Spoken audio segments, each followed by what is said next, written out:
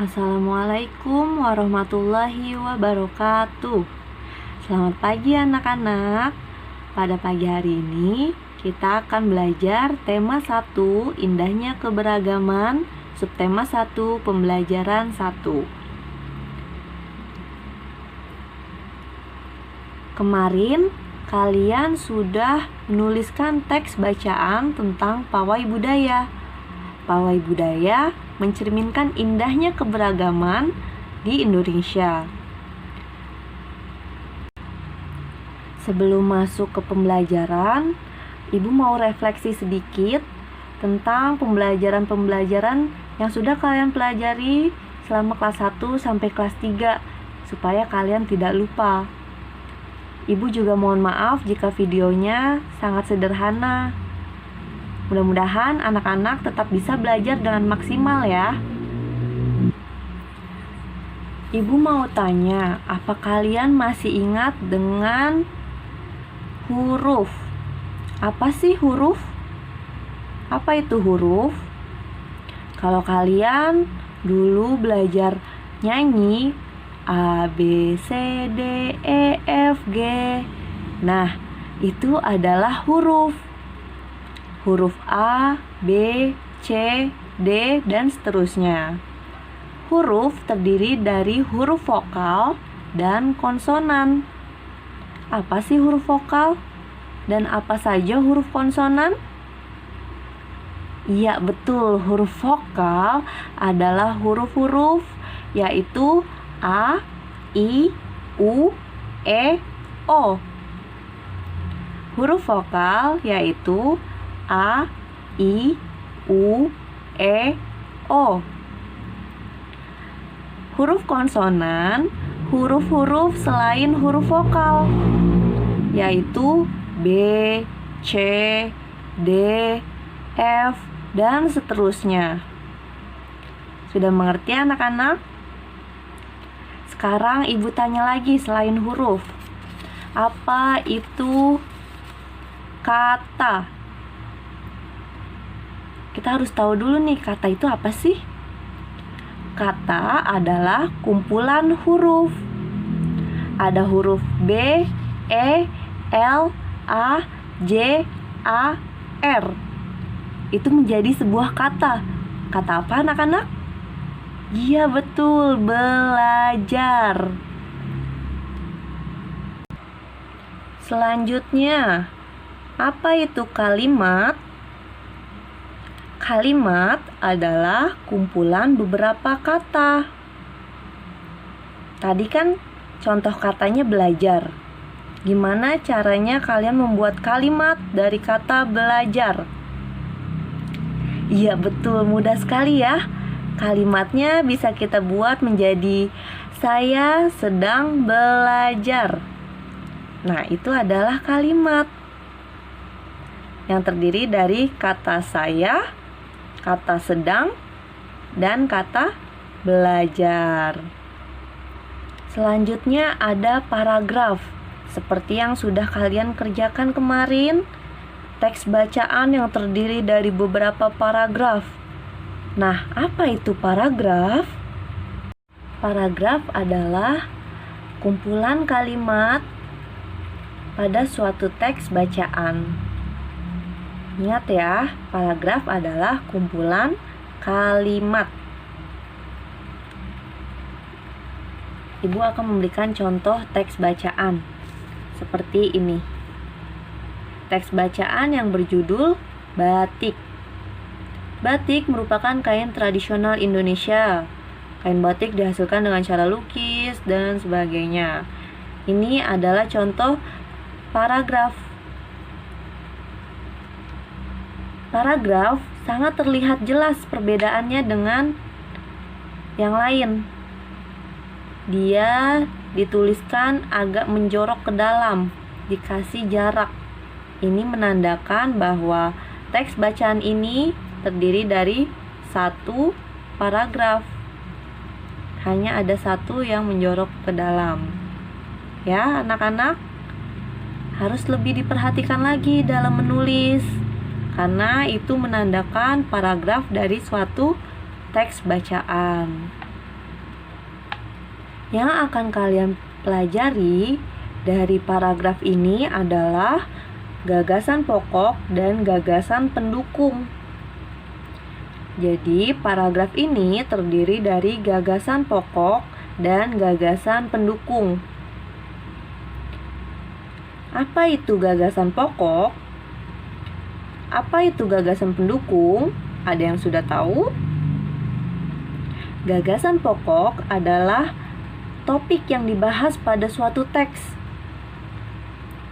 Jadi, teks ini membahas tentang apa sih? Itu adalah gagasan pokoknya.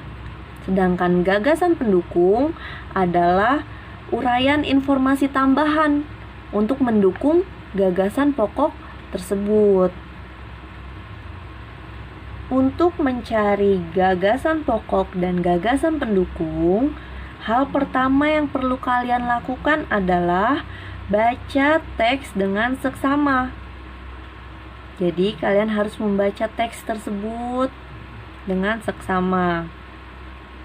Yang kedua, cermati kalimat pertama. Mana sih kalimat pertama? Kalimat batik sampai tanda titik di Indonesia ini. Cermati kalimat pertama hingga kalimat terakhir pada setiap paragraf. Kalimat terakhir pada paragraf nih ya. Beberapa daerah di luar Pulau Jawa sampai tanda titik di Bali.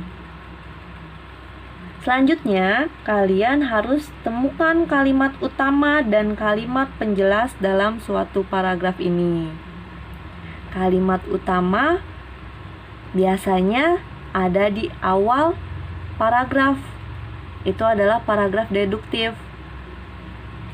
Sekarang kita lihat lagi paragrafnya. Untuk mencari kalimat utama, kita mencari kalimat utama dulu ya.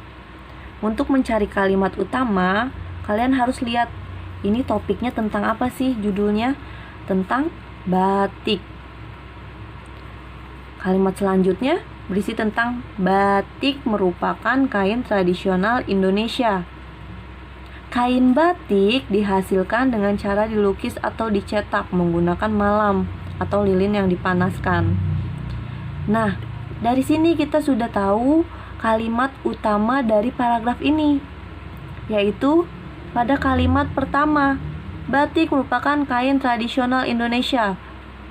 Kalimat seterusnya itu menjelaskan tentang kain batik ini. Seperti itu anak-anak. Jadi kalimat utamanya ada di awal paragraf dan kalimat selanjutnya adalah kalimat pendukungnya atau kalimat penjelasnya. Dari kalimat utama yang sudah kita temukan, kita bisa membuat gagasan pokoknya. Kalimat utamanya tadi kan batik merupakan kain tradisional Indonesia. Nah, gagasan pokoknya tidak jauh beda. Kalian lebih menyimpulkan aja. Gagasan pokoknya adalah batik merupakan kain asli Indonesia. Seperti itu anak-anak. Kalimat utama bisa dijadikan gagasan pokok dengan mengambil intinya. Selanjutnya kalimat penjelas. Penjelas kalimat utama. Kain batik dihasilkan dengan cara dilukis atau dicetak menggunakan malam. Kain batik berasal dari Pulau Jawa. Seiring perkembangannya waktu, batik tidak hanya ada di Pulau Jawa, beberapa daerah di luar Pulau Jawa juga menggunakan batik sebagai pakaian tradisional, misalnya batik Bali. Nah, itu adalah kalimat penjelas. Kita lihat dulu kalimat penjelas yang pertama. Kain batik dihasilkan dengan cara dilukis atau dicetak menggunakan malam, lilin yang dipanaskan. Kita jadikan gagasan pendukung, yaitu cara membuat kain batik. Dari kalimat penjelas yang tadi, kita singkat, kita ringkas menjadi gagasan pendukungnya, yaitu cara membuat kain batik. Untuk kalimat penjelas selanjutnya, kain batik berasal dari Pulau Jawa. Bisa kita simpulkan menjadi gagasan pendukung tempat asal kain batik. Tempat asal kain batik dari mana? Dari Pulau Jawa. Kalau begitu kita langsung coba saja ya anak-anak. Kalian buka teks bacaan yang sudah kalian tulis kemarin tentang pawai budaya. Dilihat paragraf pertamanya. Ini ya paragraf pertamanya ya.